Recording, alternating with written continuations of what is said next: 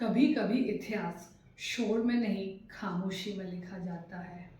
2013 की एक शाम दिल्ली के नॉर्थ ब्लॉक में माहौल भारी था। रुपया टूट चुका था, विदेशी बाजार भारत पर भरोसा खो रहे थे। भारत का विदेशी मुद्रा भंडार तेजी से कम हो रहा था। बाजारों में डर और चैनलों पर एक ही सवाल, क्या भारतीय अर्थव्यवस्था खतरे में है?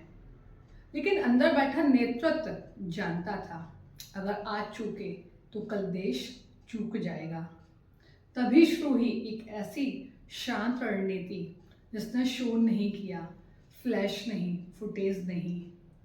उस शांत रणनीति ने भारतीय रुपए की गिरती सांसों को थाम लिया और उस रणनीति का नेतृत्व कर रहे थे डॉक्टर मनमोहन सिंह और आरबीआई। और शुरुआत भी उतनी ही शांत जितना नेतृत्व था। आज की स्थिति जानने कहानी को आखिर तक देखिएगा। FCNR scheme, foreign currency non resident bank deposits, dollar जुटाने का शांत मास्टर प्लान। NRI यानी नॉन रेजिडेंट इंडियंस के लिए आकर्षक ब्याज दर की पेशकश।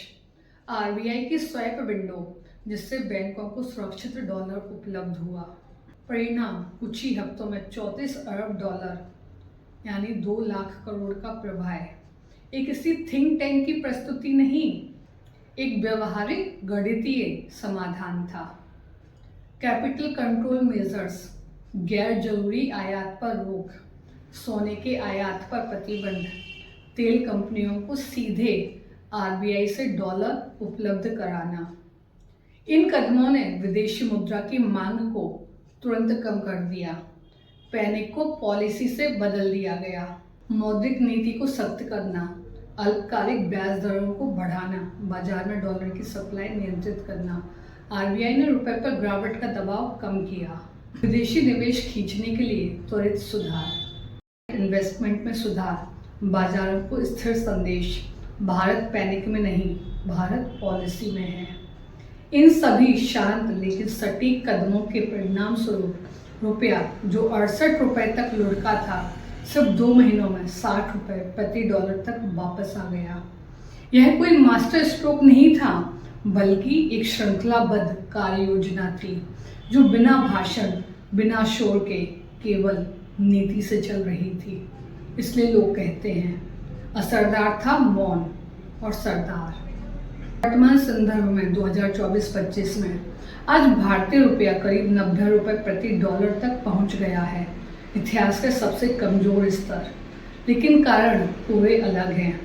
अमेरिका की ऊंची ब्याज दरें, विदेशी निवेश का बहिर्गमन, कच्चे तेल के आयात का दबाव, करंट अकाउंट डेफिसिट बढ़ना, भू राजनीतिक तनाव से डॉलर का मजबूत होना। हालांकि भारत का फॉरेक्स भंडार आज भी 650 प्लस अरब डॉलर पर है, लेकिन रुपये पर वैश्विक दबाव लगातार बना हुआ है। यही वजह है कि आज सवाल फिर वही है, रुपये को मजबूत कौन करेगा, नारे या नीतियां? 2013 में रुपये को गिरते हुए एक शांत नेतृत्व ने संभाला था, जो अर्थव्यवस्था को इवेंट नहीं समझता था, बल्कि समय पर किए गए सुधारों से, नीतिगत कदमों से और आर्थिक समझ से रुपया स्थिर हुआ।